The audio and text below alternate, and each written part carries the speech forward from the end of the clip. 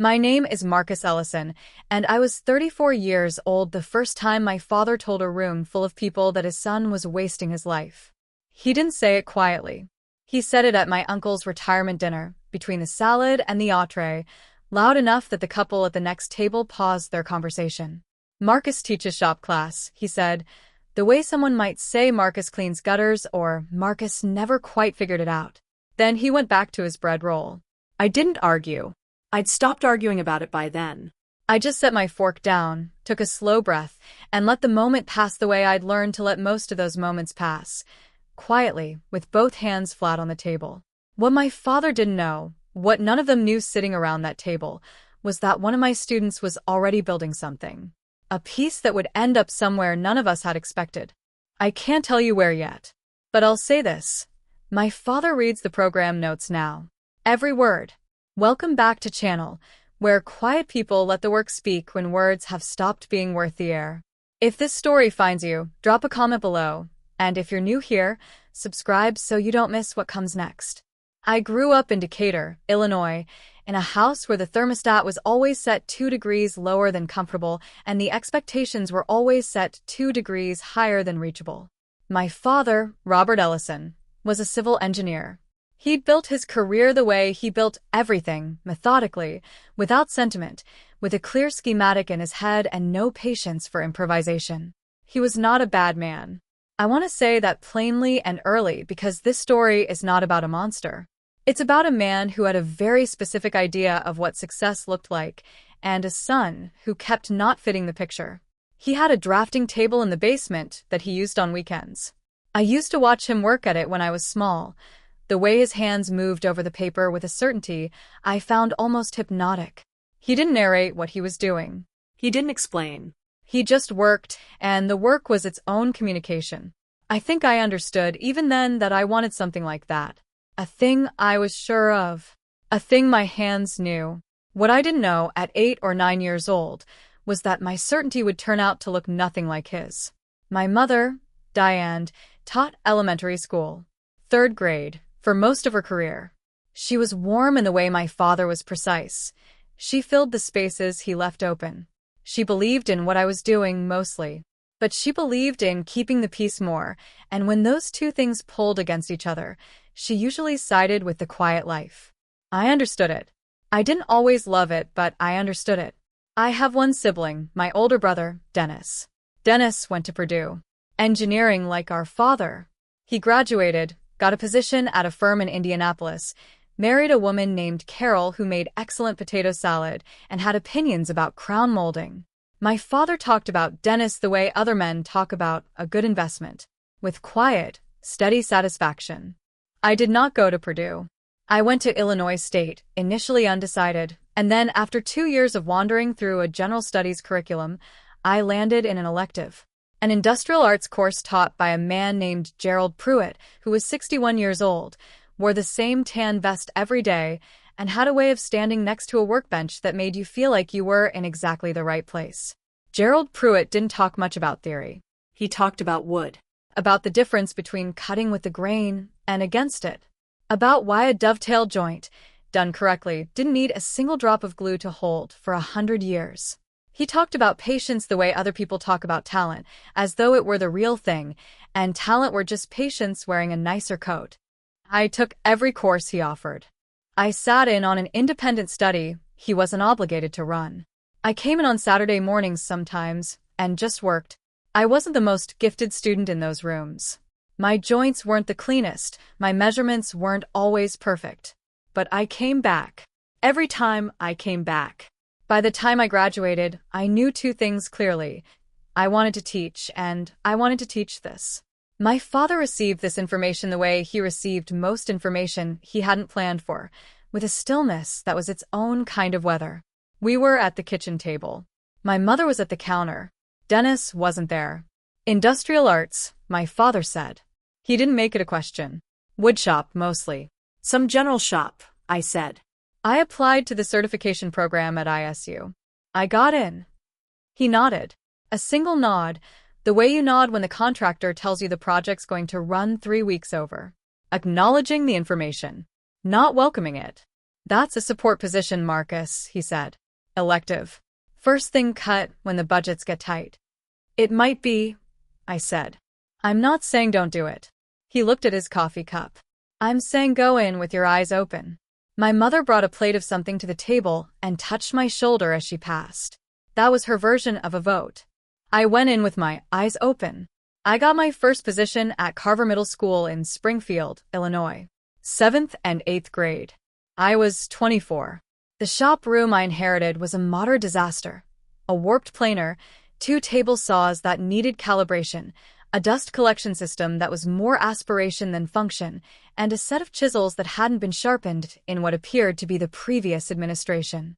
I spent the first 2 weeks of that summer just cleaning and repairing. I bought new blades out of my own paycheck, which, as a first-year teacher at a public middle school, was not a paycheck that had a lot of slack in it. I reorganized the tool wall. I wrote out a safety protocol in large print and laminated it and hung it at every station. I made the room into something I'd want to learn in. My father came by once, that first summer. My mother had asked him to, I think, though neither of them said so. He stood in the doorway of the shop room and looked around in the slow, assessing way he had. You fix a planer yourself? He asked. YouTube and a service manual, I said. He almost smiled. Good, he said. Then he looked at the student projects hanging on the wall, things left by the previous teacher's kids, a birdhouse, a small shelf, a lopsided box, and something in his expression shifted to a neutral that wasn't quite approval, but wasn't quite dismissal either. He didn't say anything else about it. We went and got lunch. That was the closest thing to a blessing I was going to get, and I understood that, and I took it. The first year was hard in the way first years are always hard. You discover very quickly that knowing how to do a thing and knowing how to teach a thing are 2 entirely separate skills, and that 12-year-olds are a specific and demanding audience. But by the end of that first year, something had started to solidify. The kids came back. Not all of them, but enough. Kids who'd been indifferent or skeptical in September, who were showing up 10 minutes before the bell in May, wanting more time on whatever they were building.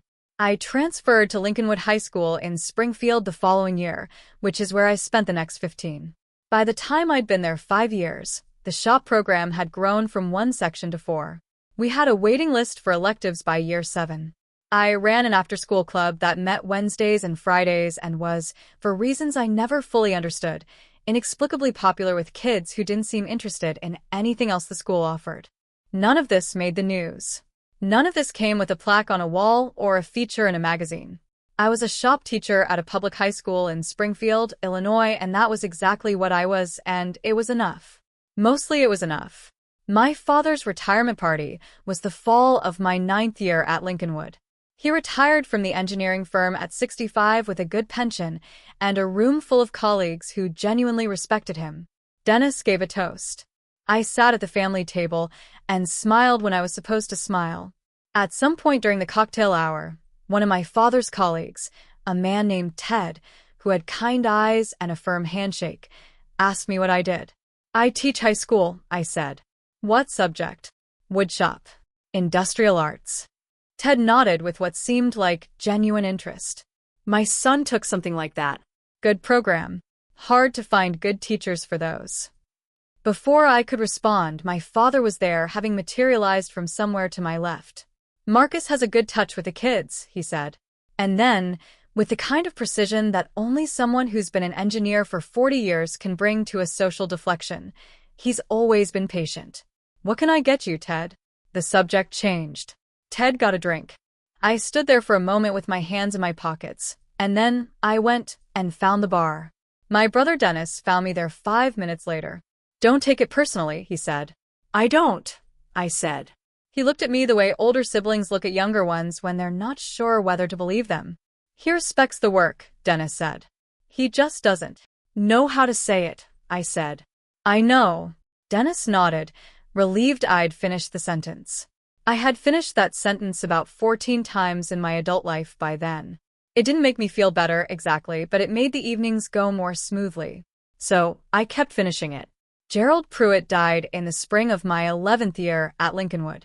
He was 76, and he'd been retired for 9 years, but he'd kept his shop, a small one in his garage in Normal, Illinois, running until nearly the end. His daughter called me.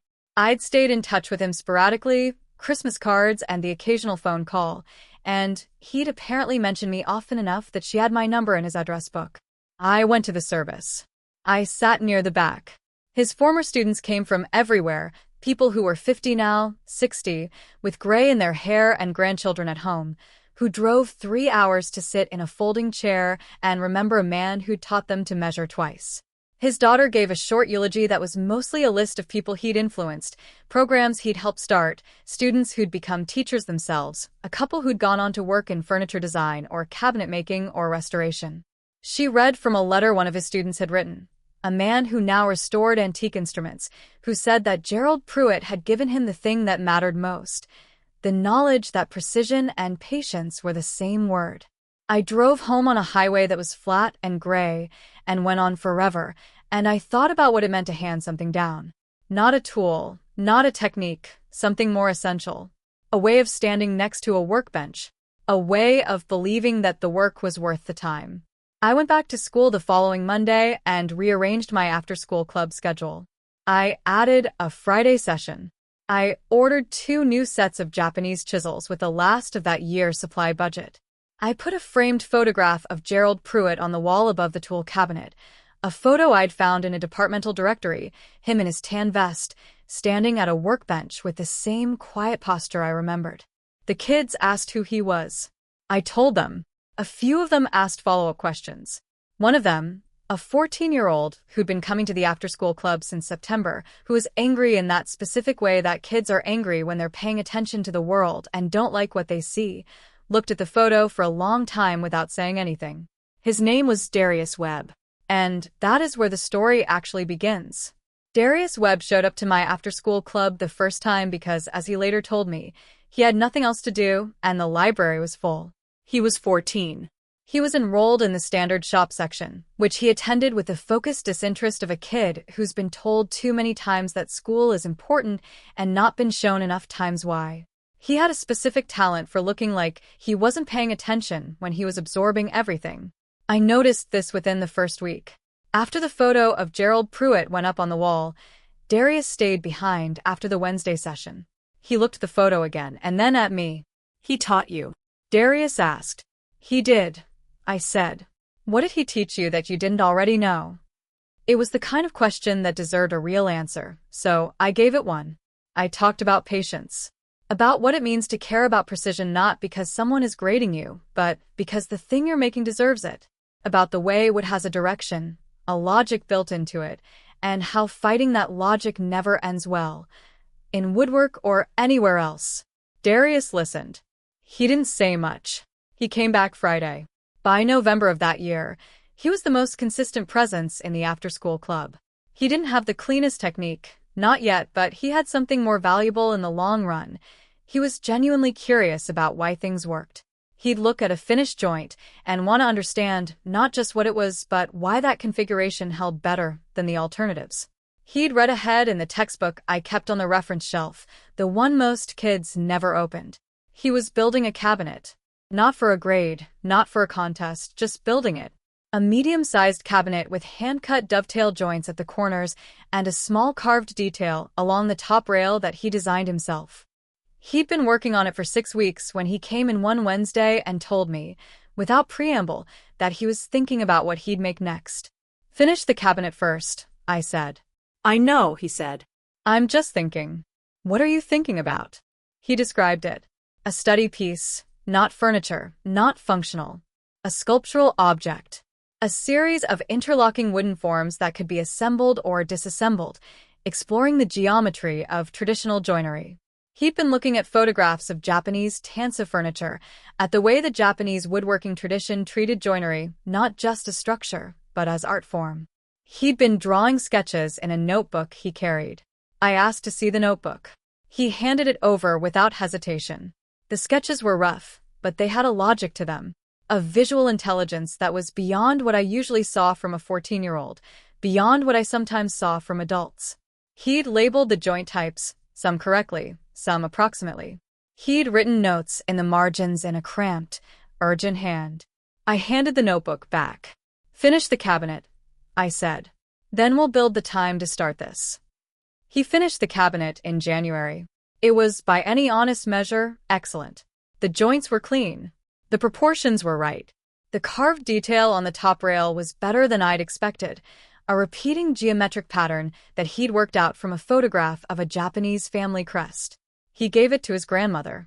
She put it in her living room and kept her good dishes in it for the rest of the time I knew her. In February, we started on the study piece. I'm not going to pretend I knew, at that stage, where it was going to end up. I didn't. I had a talented, driven 14-year-old kid working on an ambitious project in an after-school program in Springfield, Illinois. That was the extent of what I knew. I helped where I could. I stayed out of the way, when staying out of the way was the right thing. I answered questions when he had them, and pushed back when I thought he was taking shortcuts he'd regret. The piece took the rest of that school year and the year after it and part of the year after that. Meanwhile, back in the world outside the shop room, my father's position on my career choice had not softened with time.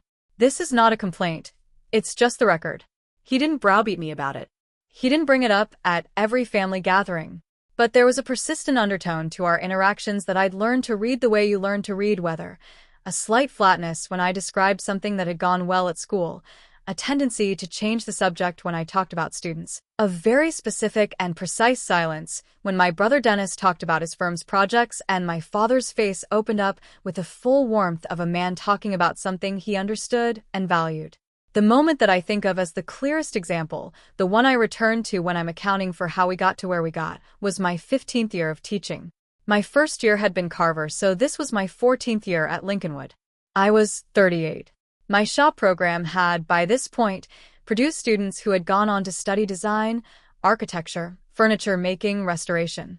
I'd been asked to serve on the State Industrial Arts Curriculum Committee the previous year. I'd run a summer workshop for teachers in 3 other districts that had been well attended and reasonably well funded. None of this was headline news. But it wasn't nothing.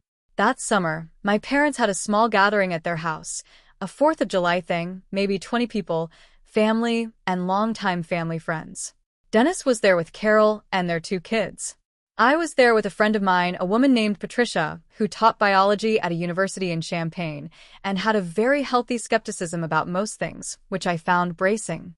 At some point during the afternoon, one of my parents' friends, a man named Bill who'd known my father for 30 years and had a son who was an orthopedic surgeon, turned to me and asked how school was going.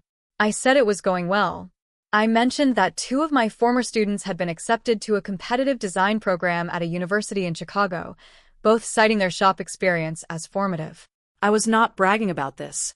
It was just the most interesting recent development, and Bill had asked. My father was across the patio. He was not in the conversation. He was talking to Dennis about something else entirely. But afterward, when we were helping clear the tables, he said to me, not unkindly, not with any particular edge, "You know what Bill's son makes, don't you?" It wasn't a question. It was an orientation. A gentle pointing toward the map. "I know," I said. "I'm not saying what you do doesn't matter," he said. He was stacking plates with efficiency. "I'm saying the ceiling is where it is, and you should plan around it." I held the thought in my chest for a moment, a slight constriction, the way you feel when someone mispronounces your name so consistently that correcting them has started to feel like the impolite option. "I appreciate that," I said. He nodded. We carried the plates inside. Patricia found me in the kitchen 2 minutes later. She looked at my face and didn't say anything for a moment.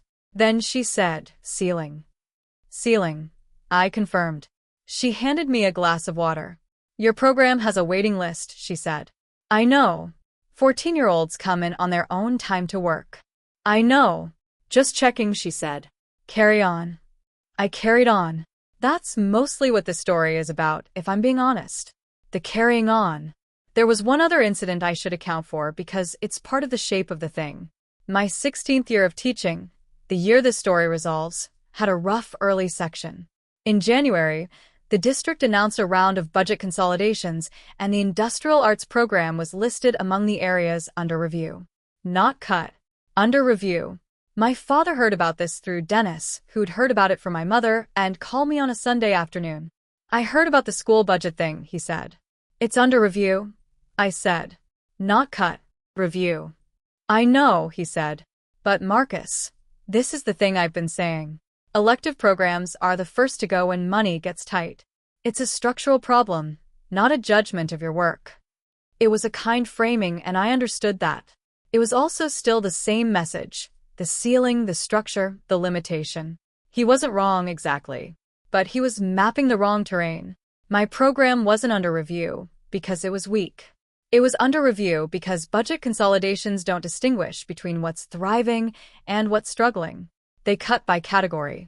I know, Dad, I said. I'm not telling you to quit, he said. I want you to have options. I have options, I said. I'm choosing the one I'm choosing. There was a pause. The kind that isn't hostile, but isn't comfortable. Okay, he said. Good. Keep me posted on how it shakes out. The budget review resolved in March. The industrial arts program was retained. The district cited enrollment figures, student outcomes data, and a letter of support from a group of parents that one of my students' mothers had organized and which had gathered more than 200 signatures. I sent my father a brief text letting him know. He responded, "Good. Glad it worked out." 6 words. More than some things got. Darius had graduated the previous spring. He was now 19, in his second year at the School of the Art Institute of Chicago, studying fiber and material arts, a path that had bent toward fine art somewhere along the way, the woodworking becoming part of a larger visual language. He and I stayed in touch. He sent me photographs of his work sometimes. I sent back observations when I had them. In the spring of his second year at SAIC, he sent me a message that said, simply, "They're showing the piece. The original one. I'll send details." I sat at my desk in the shop room after the last period on a Friday afternoon and read that message several times. The piece. The original study piece, the interlocking forms, the exploration of traditional joinery as sculpture, the thing we'd started when he was 14 and finished when he was 16. He'd taken it with him to SAIC, and apparently someone there had seen something in it because it had made its way into a conversation, and from that conversation into a selection. The details came the following week. The piece had been selected for inclusion in an exhibition, a traveling craft exhibition with institutional backing that would be displayed at a number of venues. One of those venues was the Renwick Gallery in Washington, D.C., which is affiliated with the Smithsonian Institution. I read the email 3 times. Then I went out to the parking lot, sat on the hood of my car, and looked at the sky for a while. His name would be on the exhibition materials. And in the printed program notes, the catalog that accompanied the piece at the exhibition, there was a section on the artist's background and influences. Darius had written it himself, or written the draft that the catalog editors had worked from. He named me first, before SAIC, before the teachers he'd had there, before his mother and his grandmother, both of whom he loved deeply and acknowledged in the notes further down. First. My teacher Marcus Ellison introduced me to the idea that wood has a direction, and that working with that direction rather than against it was a principle that extended beyond carpentry. Every joint in this piece is a conversation he started with me when I was 14 years old and didn't know what I was looking at yet. I read those sentences on a printout I'd taped to the wall of my shop room, where the kids could read it too. Several of them did. One of them, a junior named Keisha, stood in front of it for a long moment and then turned around and went back to her workbench without saying anything. She worked with unusual focus for the rest of the period. That was the job. That precisely was the job. The exhibition had an opening night at the Renwick. A formal event, invitation only, ticketed, the kind of gathering that occupies a particular register in the cultural life of a city. Darius had been given a number of guest tickets as the featured emerging artist for his piece. He sent one to me in an envelope with a card that said, in his handwriting, "You should be there." No argument. I went, and I told my family I was going. I told my parents in late March, about 3 weeks before the opening. My mother's response was immediate and warm. She wanted to know what I'd wear, whether I was driving or flying, whether it was a big event. My father's response was measured. "That's good," he said. "Good for the kid." A pause. Darius. "You've mentioned him." "Many times," I said. "Good for him," my father said again. And then, because this is the version of my father we're dealing with, It's a good outcome. You did right by him. It was the most direct acknowledgement I'd gotten in 16 years, and it landed in a way I hadn't expected. My throat did something it doesn't usually do. I let a beat pass. I'm glad you're saying that, I said. Well, he said. And then the conversation moved on. But here is what I had not anticipated. My mother told Dennis. And Dennis, after talking to Carol, called me the following weekend and said that the family would like to come. To Washington? I said. Dad's been there for conferences before. Mom wants to see the Capitol. We thought if it's a public event. It's ticketed, I said. Invitation only. A pause. Can you get more tickets? I called Darius. He said, without hesitation, get me the names. He had additional guest passes. The gallery had given him a larger allocation than he'd initially told me. He was glad to use them. So we were going as a family. My parents, Dennis and Carol. Me. I want to note here that I did not engineer this. I want the record to reflect that clearly. I mentioned the event. My mother told my brother. My brother asked to come. I asked Darius for the tickets. That is the sequence. Whatever happened next, I did not stage it. We flew to Washington on a Thursday afternoon. My parents, Dennis and Carol, and me on the same flight, which is an unusual enough occurrence that we all remarked on it while waiting at the gate. My father was in good spirits. He likes airports, finds them orderly in a way he respects. He had a carry-on that he'd packed with the efficiency of a man who's done a lot of business travel, and he wore the blazer he reserves for occasions he considers significant. That detail mattered to me, though I didn't say so. He'd considered this significant enough to bring the good blazer. We checked into a hotel near the mall. Dinner the night before the event was at a restaurant Dennis had found. Good food, relaxed atmosphere, a long table where we fit easily. My parents were attentive and kind in the way they are when they're in a place they find impressive. Washington does that to people who grew up in central Illinois. The scale of it. The conversation over dinner was general. Family things, travel, Dennis's firm's recent project, my mother's book club. My father mentioned Gerald Pruitt, not by name, but he said, the teacher you got interested in this, he passed a few years back? I told him yes. He nodded. Good lineage, he said. I turned that phrase over in my mind for the rest of dinner.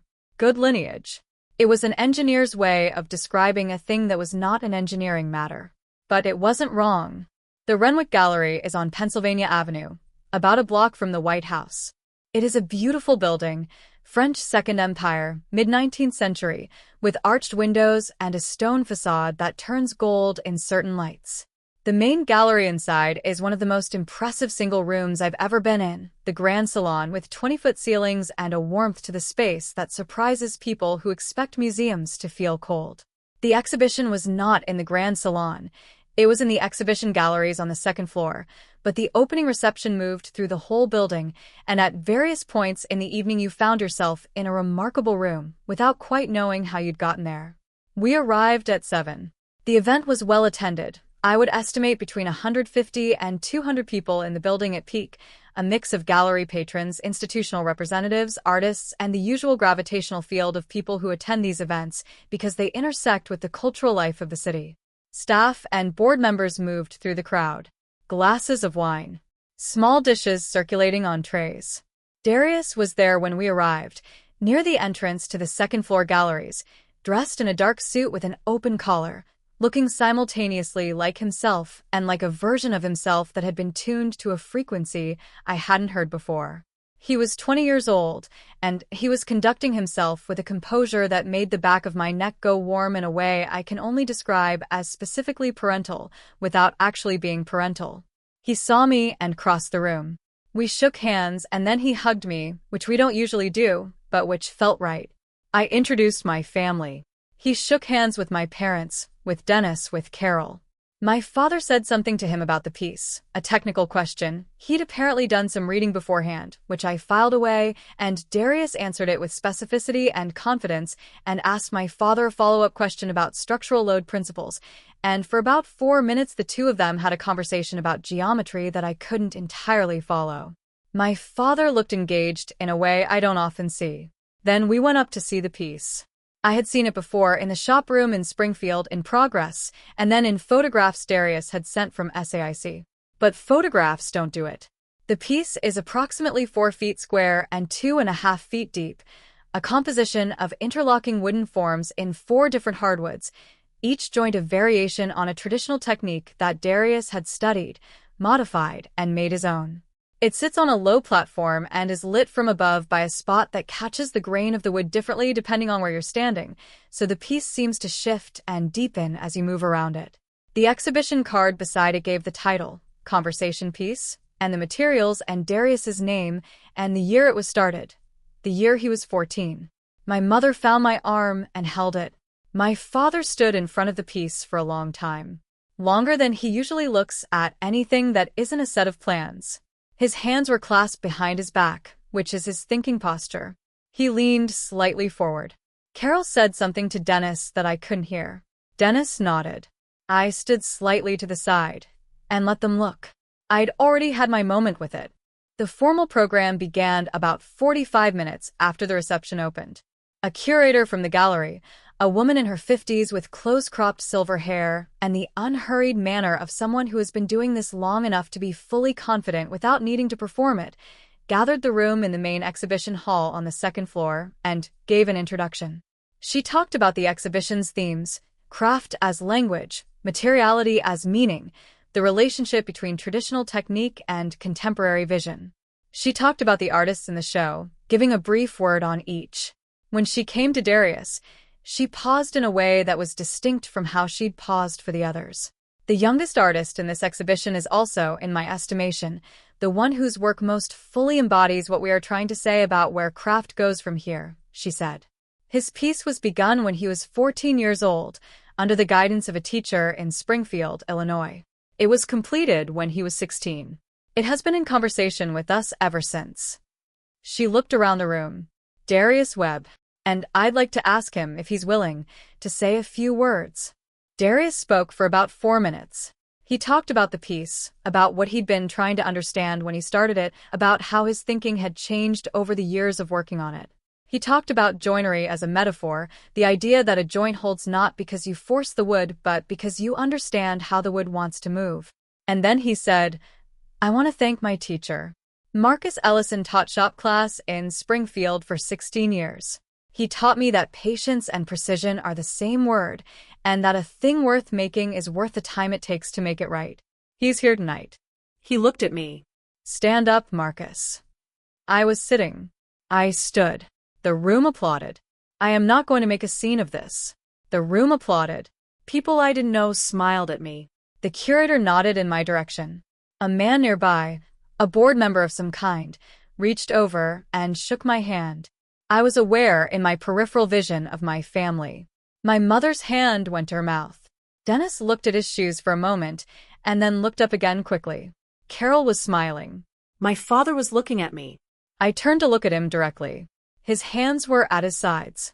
His face had the particular stillness of a man processing information that has arrived in a form he hadn't prepared for. Something in his jaw shifted. Something around his eyes. He didn't look away. Later, this is the reveal, and there is only one. The curator made her way to us during the post-program reception. She'd been working the room efficiently, the way people do at these events when they have a lot of ground to cover, but she came to our group with a purposefulness that was different. She introduced herself to me first. Her name was Dr. Patricia Holloway, and she'd been with the Renwick for 11 years and the broader Smithsonian Institution for 2 decades before that. Mr. Ellison, she said. I've been looking forward to meeting you. I thanked her for the kind words she'd said about Darius. She waved this off with a slight motion. I want to show you something, she said. She had a printed program, the full exhibition catalog, the thick one with essay and documentation. She opened it to the section on Darius's piece. There were the program notes I'd already read in printout form. His acknowledgement of me first, the sentences about direction and conversation. Below that, in a section titled about this work, there was a paragraph I hadn't seen before, a curatorial note. Dr. Holloway had written it herself. I will paraphrase rather than read it verbatim, but it said, in substance, That conversation piece was unusual among works by emerging artists in that its genesis was so fully documented, from the initial sketches in a student notebook to its completion over 2 years, and that this documentation had informed the institution's understanding of the work as not merely an object, but a record of a pedagogical relationship. The note named me. It described my role not as instructor, but as primary formative influence. It noted that the piece had been started and substantially developed during after-school hours in a public school shop program in Springfield, Illinois, and that this context was, in the curatorial view, inseparable from the meaning of the work.